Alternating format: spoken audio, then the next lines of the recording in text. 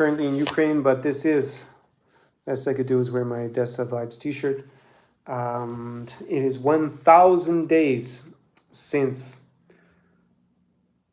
Russia launched its extended invasion of Ukraine. The invasion started on 24th February 2022. Obviously, the war or maybe not so obviously for you, the war started, Russo-Ukrainian war back in 2014 with the invasion of Crimea and illegal annexation by Russia. Also, the war in Donbass started.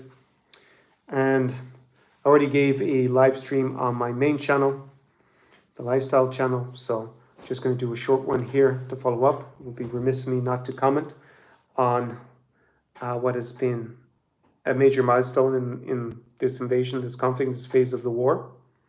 Down below, you can, if you're thinking of going to Ukraine, I have my guide to going to Ukraine during the war, and obviously provide all logistic information, how to stay safe, and my hospitality guides for the best cafes, restaurants in cities like Odessa, Kyiv, Lviv, Uzhhorod, and Chernivtsi. So, just briefly, it's 1,000 days. I was in Chernivtsi 1,000 days ago. I evacuated 999 days ago. And yeah, it's 1,000 days of Ukrainian resistance, heroic resistance.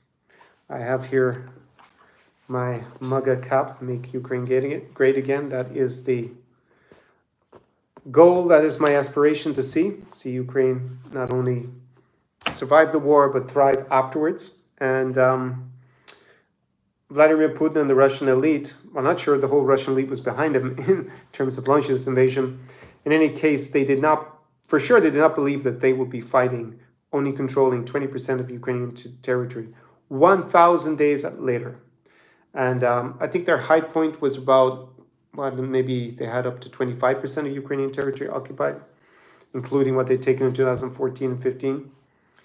And yeah, we had the same, they thought it was going to be a 3-day war, but I think that's hyperbole. I think they thought at most a 30-day war.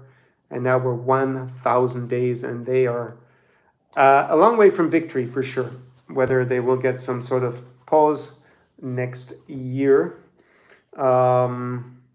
with a bad peace deal from Ukraine's point of view, and it won't be peace, it will just be kicking the can down the road and waiting for the next Russian invasion, where they will presumably rearmed and learn their lessons from the train wreck that has been this 1,000-day invasion. And some of the highlights, I think the sinking of the Moskva, the flagship of the Black Sea Fleet, was an iconic moment in the very beginning.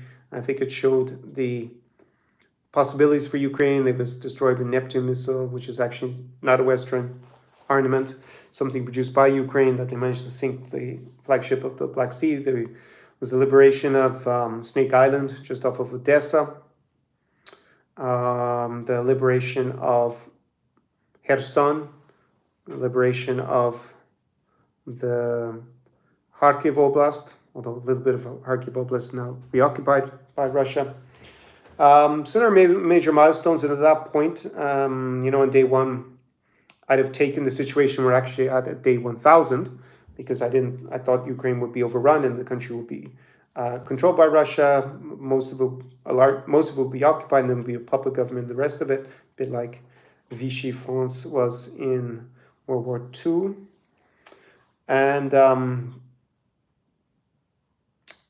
yeah, my expectations were that it would take Ukraine, I thought 5 to 20 years to win, 5 being extremely optimistic. See, it's your birthday there. Okay, happy birthday. You're always going to have to remind me your name, because I always forget it for some reason, even though you told me at least 5 times. But because you use this Top G mindset coach, I keep forgetting, sorry. Is it Jack? Am I getting it wrong? So, yeah, back in autumn 2022, early 2023, there was a lot of optimism that we could be back in Crimea, maybe by the end of summer in 2023. But the counteroffensive, the summer offensive 23 didn't work out. And there seems to have just been a decision made. Sean Patrick Murphy, aka Jack. So I remember the Jack part. Good man, happy birthday. Hunter Bretla, I love Bretla. Breha Honadich. I mixed up my Irish. I'm a bit tired today after the gym. Which is happy birthday in Irish. Yeah, there was a lot of optimism, but there seemed to have been a policy decision made in the US, in Germany in particular, that Ukraine was going to be armed not to lose, but also not armed to win. They were too scared of the consequences of a Ukrainian victory. Russia might do something rash in a nuclear way, but more likely it's actually that Russia would collapse, and then we'd have this mess with loose nukes and potentially China or other countries invading and taking parts and the resources of Russia. And yeah, that collapse being not as orderly as the Soviet Union's demise back in the early 90s, starting the late 80s. And the US also opposed the dissolution of the Soviet Union. They didn't want all those 15 new countries to emerge. So it's kind of similar. So now we find a situation where Putin has just kind of calculated that, well, he's not going to lose. It looks like, because the West is going to force him to lose. So he's not going to do the logical thing and just withdraw because of the cost of the war. And until he's really, really forced, there's no option. So whether 2025 turns out to be that year, we're going to find out in due course. During the US presidential elections, almost everybody in favor of Ukrainian victory was hoping for Harris to be elected. From my point of view, there was the hope that she would change this policy and actually have a strategic vision for Ukraine to win. We don't know if that's actually what she would have done. She might have just continued the Biden administration's policy. The war would drag on and on without a strategy to win. Now we got Donald Trump and the rhetoric around him that he's used, and also the rhetoric that many people who are going to be part of his administration have used, which is a lot of Russian talking points, is very disconcerting. And I'm less worried about it because I don't actually think even if he gets a very good peace deal for Russia, I keep saying peace deal, anyway, cessation of hostilities, that's all it'll be. Russia's not going to respect it anyways in the long term. I don't think Putin will go for it. I think he'll just see the West is so weak that he'll just keep going. That's kind of what I expect to come out in negotiations. I don't think Russia. And then we'll see what happens once he refuses the deal. That's kind of my expectation. We'll find out if I'm right or wrong about that in the next few months. But I am optimistic. I would have taken this position on day 1, day 100, and we're out day 1,000. The war could go on. It's possible for another 1,000 days, but I have a feeling that late 2025, Russia, unless it finds a solution for its lack of voluntary manpower, money, and materiel, they won't have, the war will definitely not continue at the same pace on the Russian side. And okay, they have the North Korean troops, if they're getting 10,000 a month, and that's resolves part of the manpower issue, but it doesn't resolve it fully, but it definitely help. But then they need the money and the material. It's not clear to me unless North Korea starts producing all their military gear and arming them is just like one big factory. But then where does the money come from? Unless China's going to pay for the whole war. And that's a possibility, I guess, but I'm a bit skeptical about that from China's point of view. But maybe they think, let's do that, and then China will invade Taiwan sooner than we think. So there's some considerations. I just want to make this short video, continue on from the main channel. And yeah, I'm still going to remain optimistic that Ukraine's European allies are going to step up to the plate more in 2025, partly out of necessity, and that Russia will start to get a bit undone by its economic situation in 2025, especially if Trump drills for more oil and starts this trade war, because that will cause some sort of global economic downturn, which is going to push the price for oil further down in Russia's resources, and then they'll have a lot less money. So they'll have that issue that they wouldn't have had under the under Harris administration, most likely. And even if Trump is more favorable to them getting a peace deal and desperately trying to get one so he can claim he got peace, and then presumably Russia will just invade shortly after he leaves in 4 years' time. Maybe that's not, maybe they're really struggling to keep the economy afloat. And then support for the war in Russia starts to dissipate, because whilst Russians are, it seems to me, vast majority in favor, don't care about killing killing Ukrainians, don't even care about their own people dying too much. They do care about the price of eggs and butter and bread. So that is the thing that I think will turn it very negative, the support of the war.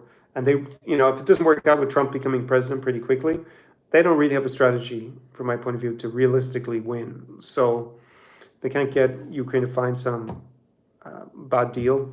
I don't think they have the staying power to keep going like this for many years, and eventually, they're gonna have to leave. So I'll just have a look and see. I know this is the new channel, so a few people watch it on the replay. So Jack says day 3,925. I guess you were, the full Russia-Ukrainian war. Thanks for calculating that for me. And again, happy birthday. On I was going to say it in German. I don't know why I was going to say it in German, but there's Dnем Narodzenia in Ukrainian. You're going to be obtaining your Irish citizenship by association as an American with Irish ancestry. It's about a 2-year process, but it's now digitized after COVID. Applications going in next month. Awesome to hear that. It's good information. If I have if I have clients who are looking to get Irish citizenship by descent, I know that I know someone now on my phone accidentally. Because I help guys with getting citizenship by descent. Not so far for Irish, but I have one guy who potentially might qualify, so that's good to see. I guess you have at least one great-grandparent who was born on the island of Ireland, Jack, in that case. So, not much more to be said on the topic. Will make some videos when I get more clarity on what has really happened with these permissions for firing the attackings into Russia, and this whole thing with Russia's nuclear doctrine. They just changed the wording to make a new threat. So they have this convoluted, listen, if they want to fire a nuclear weapon because they think it's of benefit to them, they're going to fire a nuclear weapon. It doesn't really matter what's written in the nuclear doctrine, and there's no benefit for them at this point, so they're not going to do it.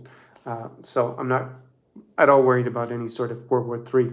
Russia just wants to do that to stoke fears in people so that they won't supply the necessary support to Ukraine, so that Russia will ultimately have to leave Ukraine. It's not by descent, it's by association. It's a completely separate program, and I don't qualify for my descent because my ancestors fought going back there. Okay.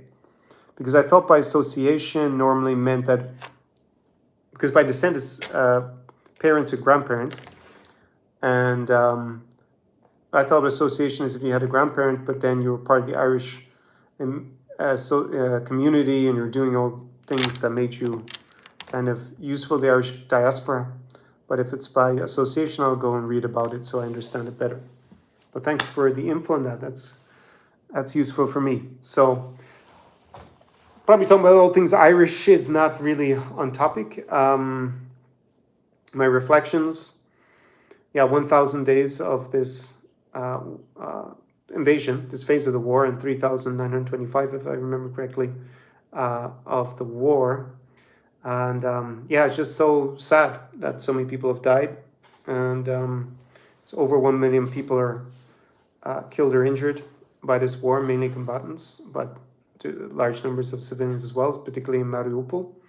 And when Ukraine eventually liberates Mariupol, we will get to some people have the gruesome task of figuring out how many civilians were murdered. My guesstimate is between 20 and 50,000. I hope to be proven wrong about that. It's not that big, but that is my fear. And it's none of this was necessary. It's a war of choice by Russia, and ultimately the probability is they're going to eventually lose, but they don't seem to really care about the destruction to their reputation, their economy, loss of a whole generation. The future of their country is extremely bleak, and most people there still support it. So, they can live with the consequences. Amazing Ukrainian resilience over the last 1,000 days. Also, a lot of ordinary people have helped from abroad by donating, by volunteering for the military, by driving convoys of stuff from here. As one of my clients actually did down to Kyiv. And there's still that reserve of support for Ukraine. I don't think this Ukraine fatigue, as it's called, has actually been as severe as people had thought or predicted or even tried to claim. Ultimately, we still need to see in the rest of Europe's, well, when I say rest of Europe, the European Union and Moldova's interests that and Kazakhstan's that Ukraine wins and that the future of Ukraine is not just one of survival, but also of thriving and ultimately join the European Union and being rebuilt and having a brighter future for new generation of Ukrainians. So that is what I still believe will happen ultimately, although the timing and the road is uncertain to get there, but we will make Ukraine great again. So on day 1000, it's about to turn into day 1001. I'll leave you with that message, and Slava Ukraini, Horom Slava, do перемоги, to victory.